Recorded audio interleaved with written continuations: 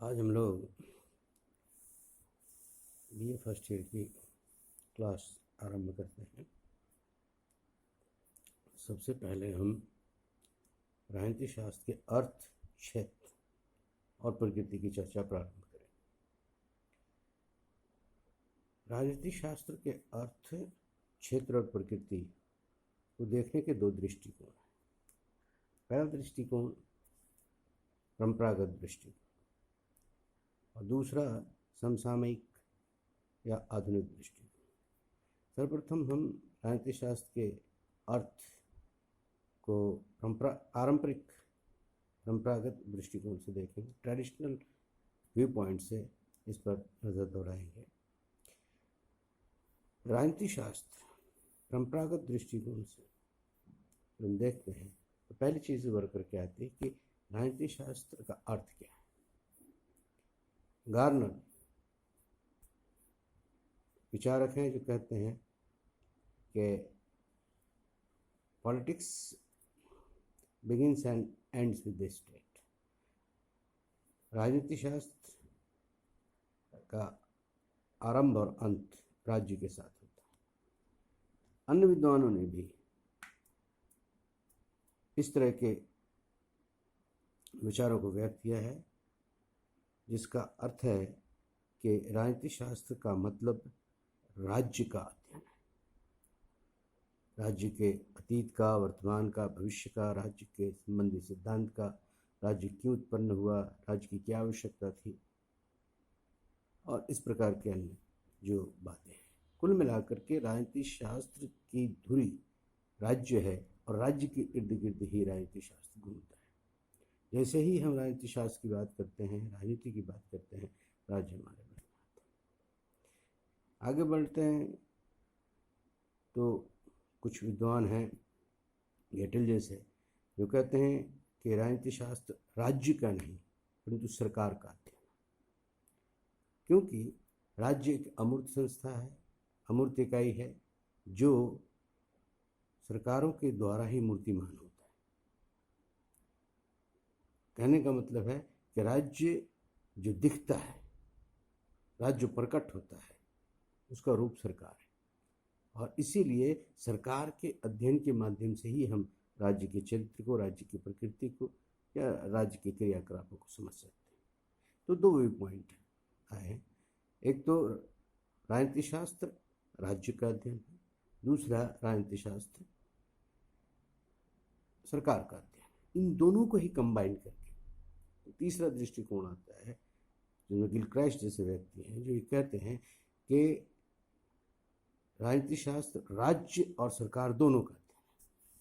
सैद्धांतिक रूप दृष्टिकोण से देखेंगे, सिद्धांत के रूप में देखेंगे तो राज्य का अध्ययन है और व्यवहार के रूप में देखेंगे तो ये सरकार का अध्ययन है। राज्य और सरकार दोनों का अध्ययन है। तो कुल मिलाकर के राजनीति शास्त्र परंपरागत दृष्टिकोण के अंतर्गत राज्य और सरकार के इर्द गिर्द ही घूमता रहता है। और दूसरी चीज, राज्य और सरकार के औपचारिक अध्ययन पर जो है बल देता है। जितनी भी चीज़ें हैं, इसलिए राजनीति शास्त्र के संदर्भ में जितने भी विचार आए अरस्तु से लेकर के 19वीं शताब्दी के अंत तक, सभी राजनीतिक शास्त्रियों ने अपने विचार राज्य और सरकार के संदर्भ में ही व्यक्त किए और इसलिए ट्रेडिशनल या परंपरागत राजनीति शास्त्र का केंद्र बिंदु जो है वो राज्य और सरकार रहा। दूसरी बात जो आती है कि परंपरागत राजनीति शास्त्र इन विषयों का अध्ययन किस प्रकार से करता है। What are the approaches which are adopted to study the problems of political science as far as traditional viewpoint is concerned। यहाँ तक परंपरागत राजनीति शास्त्र का सवाल है, उसमें राज्य या सरकार के विषयों का जो अध्ययन किया जा रहा है उसको किस दृष्टिकोण से किया जा रहा है। तो अप्रोचेस को हम मूल रूप से चार भागों में बांट सकते हैं। लगभग 4 प्रकार के अप्रोचेस जो है वो उपागम जो है परंपरागत राजनीति शास्त्र के अंतर्गत अपनाए जाते हैं। पहला है ऐतिहासिक उपागम। राजनीति शास्त्र के संदर्भ में कोई भी विषय हो, या राज्य का विषय हो, या सरकार का, या सरकार के विभिन्न अंगों का विषय हो, उसका अध्ययन यदि हम ऐतिहासिक दृष्टिकोण से करना चाहते हैं तो किस प्रकार करते हैं? हम उस संस्था या उस प्रक्रिया का अध्ययन इतिहास में जाकर के खोजने का प्रयास करते हैं कि इतिहास के वक्त ऐसे कौन से समय थे, कौन सी परिस्थितियाँ थी जब उस संस्था या प्रक्रिया का प्रादुर्भाव हुआ, आरंभ हुआ, और धीरे धीरे वह इतिहास के विभिन्न चरणों से होती हुई वर्तमान तक जो पहुंची है, उसमें क्या क्या परिवर्तन हुए, कौन कौन से तत्व जो है सामने आए जिन्होंने इस प्रक्रिया को या संस्था को निखारने में, बनाने में अपना योगदान दिया। तो पहला दृष्टिकोण क्या है? कौन सा उपागम है? ऐतिहासिक उपागम। हम किसी भी विषय वस्तु का अध्ययन इतिहास के परिप्रेक्ष्य में करके वर्तमान में उसकी स्थिति का मूल्यांकन करते हैं। दूसरा उपागम जो हम इस्तेमाल करते हैं वह है आदर्शात्मक मानक। हमेशा से राजनीतिक शास्त्रियों, राजनीतिक चिंतकों में के चिंतन में का एक केंद्र बिंदु रहा है कि वो मानव जाति के लिए, मानव समाज के लिए, मानव समाज के भविष्य को बेहतर बनाने के लिए वो एक मानक व्यवस्था प्रस्तुत करने का प्रयास करते हैं। वो राजनीति शास्त्र के विषयों का अध्ययन इस दृष्टिकोण से करना चाहते थे कि वर्तमान की कमियों का इवैल्यूएशन करके, उसका मूल्यांकन करके, उनके कारणों का परीक्षण करके, उन कारणों को समाप्त करके एक नवीन और बेहतर व्यवस्था, संस्था का निर्माण करें जो आने वाले समय में मनुष्य के जीवन को और बेहतर से बेहतर बना सके। कहने का मतलब है कि समाज के सामने एक आदर्श प्रस्तुत कर सके, और उस आदर्श व्यवस्था को प्राप्त करने के लिए मानव जाति को प्रोत्साहित कर सकें कि यदि हम अपने व्यवहार में अपेक्षित परिवर्तन लाते हैं तो हम उस मानक या उस आदर्श व्यवस्था तक पहुंच सकते हैं, अपने जीवन को और बेहतर बना सकते हैं। ये दूसरा अप्रोच था। तीसरा अप्रोच जो अपनाया जाता था मुख्य रूप से, वो तीसरा अप्रोच विद्यात्मक था।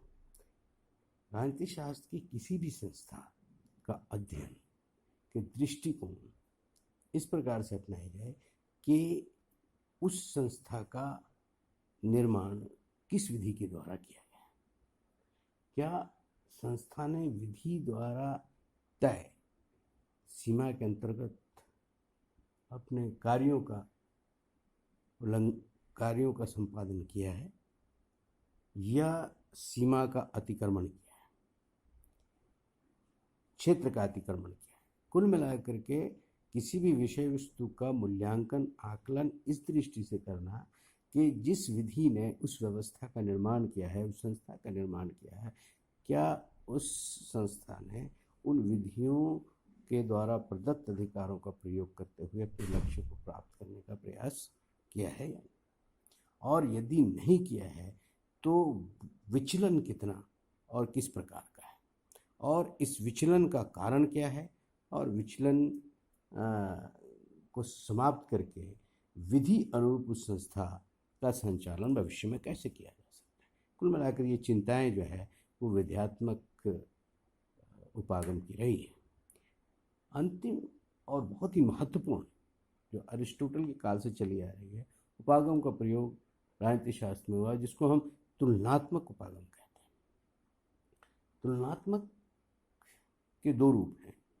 एक तो दो स्थान पर एक प्रकार की संस्थाएं जब विकसित होती हैं तो हमारे लिए दोनों संस्थाओं के साथ तुलना करने का एक विषय प्राप्त हो जाता है। दोनों की परिस्थितियां, दोनों के विकास, दोनों के लक्षण और दोनों के कार्य, प्रभाव इत्यादि का तुलनात्मक अध्ययन करके हम कौन सी बेहतर व्यवस्था है या बेहतर व्यवस्था का निर्माण कैसे कर सकते हैं, इस संदर्भ में हम अध्ययन करते हैं। जो कहने का मतलब है कि दो स्थानों पर समान प्रकार की संस्थाओं के बीच तुलना करके हम उसमें समानताएं, असमानताएं, अच्छाइयाँ, बुराइयाँ का निर्धारण करके समाज के लिए आने वाले भविष्य की व्यवस्था के लिए एक मानक प्रस्तुत कर सकते हैं।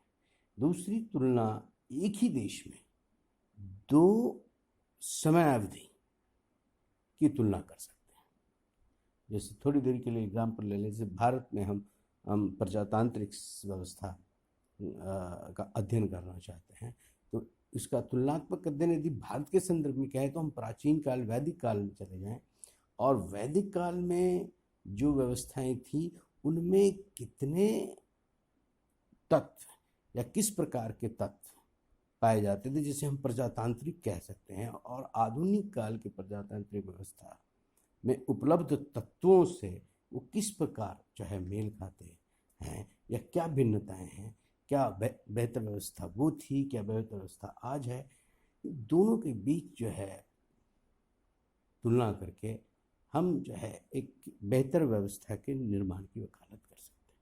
तो कुल मिलाकर के परंपरागत राजनीति शास्त्र में राज्य और सरकार के संदर्भ में अध्ययन करने के लिए इन उपागमों का प्रयोग किया। ये सारे उपागम जो है कुल मिलाकर के अनसाइंटिफिक, गैर वैज्ञानिक उपागम कहे जाते हैं, और इन उपागमों के द्वारा अध्ययन के पश्चात जो निष्कर्ष है, उन निष्कर्ष को किसी भी रूप में हम वैज्ञानिक निष्कर्ष नहीं कह सकते, इसलिए इसे अनसोफिस्टिकेटेड, अनसाइंटिफिक मेथोडोलॉजी की संज्ञा देते हैं। परंतु राजनीति शास्त्र में इन्हीं प्रकार की पद्धतियों का प्रयोग किया गया। वजह क्या थी?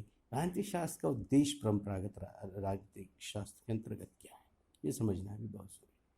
मुख्य रूप से राजनीति शास्त्र में परंपरागत दृष्टिकोण का मूल उद्देश्य था कि समाज के लिए एक मानक प्रस्तुत किया जाए, एक आदर्श प्रस्तुत किया जाए, या दूसरे शब्दों में कहें कि हम यह प्रस्तुत करना चाहते थे अध्ययन के बाद कि मनुष्य का व्यवहार कैसा होना चाहिए, हम और वह होना चाहिए जो है उसको प्राप्त करने के लिए मनुष्य को अपने अपेक्षित व्यवहार में परिवर्तन लाने की सीख दी जानी चाहिए। तो कुल मिलाकर के राजनीति शास्त्र मूल रूप से एक नीति शास्त्र, नैतिक शास्त्र का ही हिस्सा था, आदर्श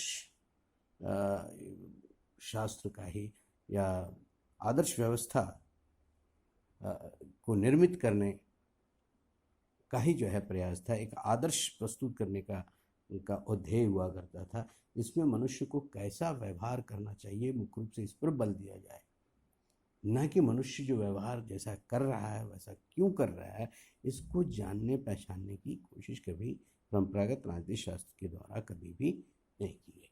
तो कुल मिलाकर के यदि हम देखें कि राजनीति शास्त्र का अर्थ क्या है और उसको समझने के लिए हमने कौन से तकनीक का इस्तेमाल किया है, तो ये सामने आती है। तो इसके आधार पर 1948 में यूनेस्को के द्वारा जो सम्मेलन हुआ, उसमें राजनीति शास्त्र के क्षेत्र को निर्धारित करने की कोशिश की गई, और क्षेत्र में मूल रूप से 4 जो है चीज़ों को शामिल किया गया।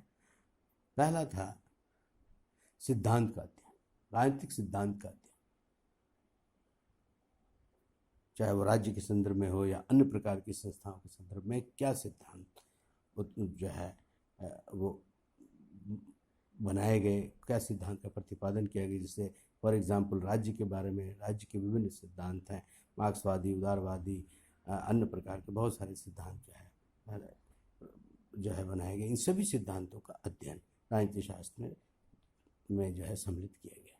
दूसरा, राजनीतिक संस्थाओं का अध्ययन, सरकार से जुड़े हुए अंग जितने भी है, सरकार की नीतियों को क्रियान्वित करने वाले अंग, सभी संस्थाएं जो है राजनीति शास्त्र के अध्ययन क्षेत्र का हिस्सा थी। इसके अलावा राजनीति शास्त्र में राजनीतिक दल, राजनीतिक दबाव समूह और राजनीतिक